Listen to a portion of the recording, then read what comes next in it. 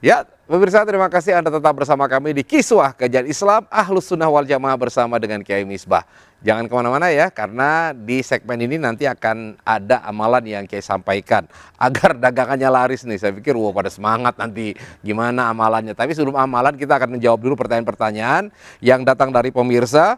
Kepada Anda yang ingin bertanya, silahkan menyampaikan melalui WA di 089654076048. Baik, saya akan sampaikan nih Kiai Misbah, pertanyaan yang pertama. Siapa yang dimaksud dengan sayangilah makhluk yang di bumi, maka yang di langit akan sayang padamu? Dari Ilyas di Bondowoso. Silakan Kiai. Makasih Mas Agus, izin Kiai Zuhri. Para pemirsa, ini hadis ini berangkat dari sebuah kalimat irhamu man fil ardi, sayangilah man fil ardi, makhluk yang di bumi, yarhamka man fis sama, maka yang di langit akan sayang kepada kamu. Ya. Yang pertama ingin saya jelaskan, yang dimaksud man fil ardi itu ya makhluk. Ya. Apakah itu jin, apakah itu hewan, apakah itu manusia. Kenapa saya menyampaikan demikian? Man itu kan maknanya umum. Kalau kita kaitkan dengan syariat, misalnya ketika kita qadil hajah, misalnya bapak dan ibu qadil hajah, itu kan tidak boleh mengganggu atau menyakiti hewan, menyakiti jin, nggak boleh gitu. Ya. Misalnya ada lubang semut dikencingin ya, Ya. itu nggak boleh. Haram itu, idza kepada makhluknya Allah. Itu yang dimaksud mamfil arti, termasuk hewan, jin, dan manusia tentunya. Kemudian yang dimaksud dengan mamfis sama, maka yang di langit akan sayang kepada kamu, itu bukan berarti Allah di langit, bukan. Iya, iya, iya. Gimana itu? Tetapi pemahamannya adalah malaikat yang di langit. Jadi dalam hadis-hadis yang lain disebutkan bahwasanya yang namanya langit itu tidak akan sepi daripada malaikat. Sejengkal-sejengkal itu semua penuh dengan malaikat yang ruku, yang sujud, yang bertasbih kepada Allah. Nah, kalau kita katakan di langit, berarti Allah itu berdesakan dengan malaikat, nggak mungkin. Karena itu kalau mau dimaknai dengan Allah ya adalah Allah yang menguasai langit. Lah begitu. Sehingga ini akidah ini tidak rusak para jemaah sekalian berkaitan dengan tauhid kita. Karena kita mempunyai sebuah keyakinan Allah itu laisa kamitslihi syai'. Tidak ada satupun yang sama dengan Allah. Kalau kita mengatakan maka Allah yang di langit akan sayang kepada kita, maka berarti kita menyamakan Allah dengan makhluknya. Karena Allah itu mempunyai sifat qiyamuhu binafsihi. Allah itu berdiri di zatnya sendiri, dan Allah itu ghaniyun anil alamin, dan Allah itu tidak butuh kepada makhluk. Walam yakullahu kufuwan ahad, dan tidak ada satupun yang sama dengan Allah. Itu prinsip kita. Sehingga kalau dimaknai para jemaah sekalian, tadi penanyanya dari Bondowoso siapa tadi? Ya, dari Ilyas. Dari Bapak Ilyas, yang dimaksud dengan yarhamka man fis sama, maka akan sayang kepada kamu Allah yang menguasai langit atau malaikat yang ada di langit. Itu makna yang pas. Ini para jemaah sekalian. Tapi makna secara keseluruhan ada hikmah yang terkandung dari kita semua mengajarkan. Hadis ini mengajarkan ayo kita itu sayang kepada siapapun. Kalau kita sayang kepada makhluknya Allah, maka kembali daripada amal tersebut mengena kepada kita. Itu Mas Agus. Baik, nah berikutnya ini pertanyaan kedua. Nah, Kiai Zuhri ya, bolehkah kita mendoakan mati salah satu keluarga yang sudah lama sakit karena kita kasihan melihat mereka? Dari Irwan di Bengkulu. Atau juga ya, bukan orang, termasuk ya barangkali dirinya sendiri yang sakit juga minta doa cepat meninggal gitu. Nah, gimana Kiai? Ya, ini ada riwayat terkait dengan dalam hadis Nasa'i itu, Sunan Nasa'i disebutkan bahwa Rasulullah pernah bersabda, la yatamanna ahadukumul maut lidurrin nazalabih. Janganlah ada di antara kamu yang mengharapkan kematian karena ada bencana atau musibah yang terjadi pada dirinya. Ini Nabi sudah memperingatkan jauh-jauh hari. Jangan sekali-kali meminta mati. Mati tidak akan menyelesaikan persoalan. Gitu. Dan belum tentu mati itu baik bagi dia. Maka kalau mau minta, minta yang baik saja. Iya. Ada sana lanjutan riwayatnya masih di hadis Nasa'i juga. Kalau mau doa minta yang baik. Itu dengan ditambah kalimat Allahumma in kanatil hayatu khairan li, Allahumma ahyini in kanatil hayatu khairan li, wa amitni in kanal maitu khairan li. Ya Allah, hidupkan saya, terus panjangkan hidup saya kalau hidup itu baik bagi saya, dan matikan saya kalau kematian itu baik. Itu yang dibenarkan. Nah, bagi kita umpama di antara keluarga kita ada yang menderita sakit sekian lama, bolehkah kemudian karena kita kasihan sama dia, lalu kita minta supaya minta mati untuk dia? Loh, jangankan kita minta mati untuk dia, si penderitanya saja tidak boleh minta mati. Apalagi mendoakan Orang mati gitu. Iya, iya. Nah, tapi di dalam hasyiah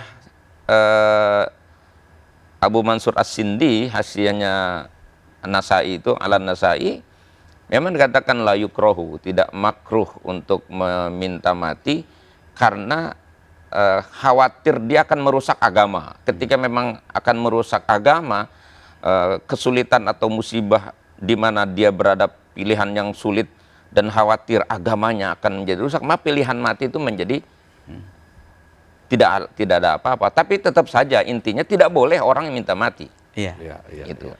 Makanya doa yang diajarkan kepada kita itu kan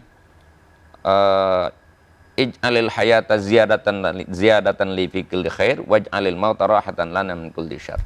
Jadikan kehidupan ini sebagai tambahan kebaikan dan kematian sebagai pemutus segala keburukan. Maka di situ ketika dilarang kita meminta mati atau mendoakan orang mati, jika memang orang ini orang baik, maka diharapkan akan bertambah kebaikannya. Dia sakit, kalau dia sabar akan bertambah kebaikannya. Pahalanya akan bertambah, dosa-dosanya diampuni akan semakin banyak terang.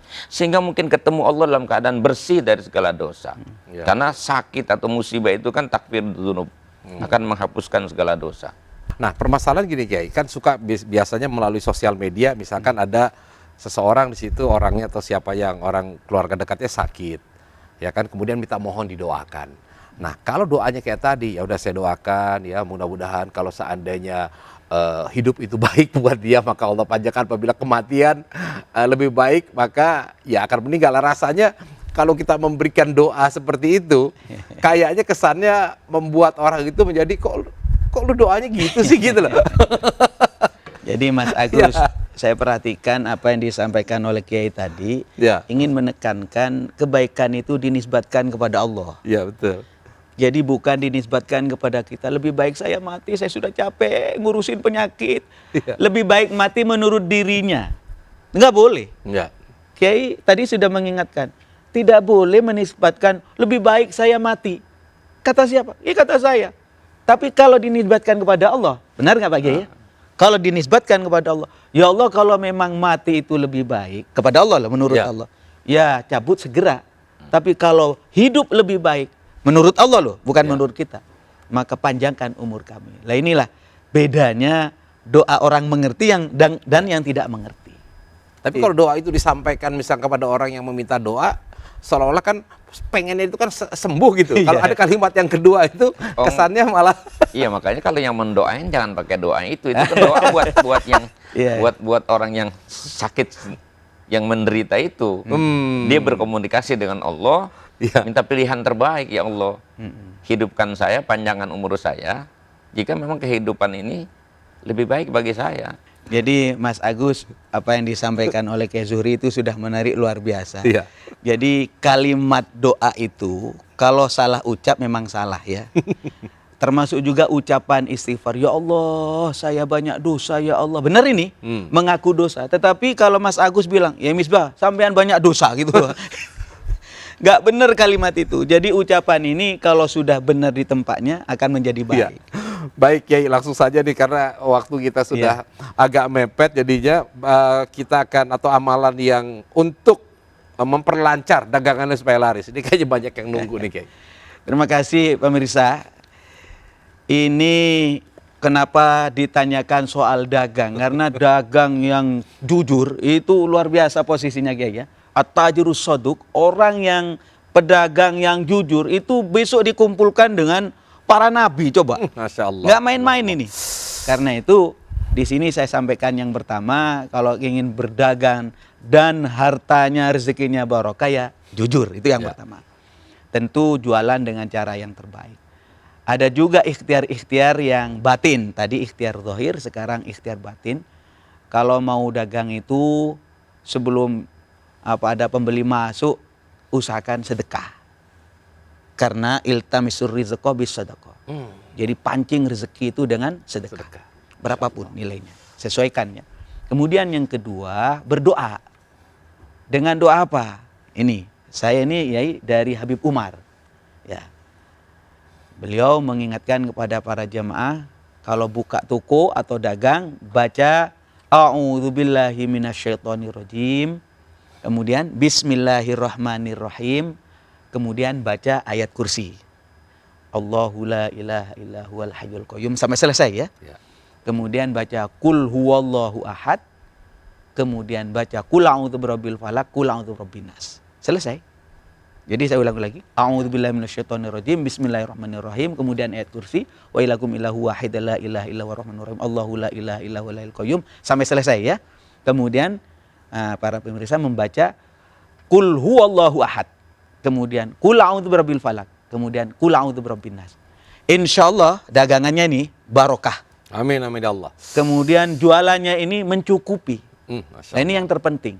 Mencukupi, istilahnya itu yai himayah, kifayah, barokah. Masya Allah. Ini bahasa Arab semua, tapi intinya akan membawa kebaikan. Baik pemirsa, itu tadi ya amalannya, dan tetap bersama kami karena setelah ini nanti sama-sama kita akan mengikuti zikir gerak batin setelah pesan-pesan yang satu ini. Tetap bersama kami di Kiswah, kajian Islam Ahlus Sunnah wal Jamaah bersama Kiai Misbah.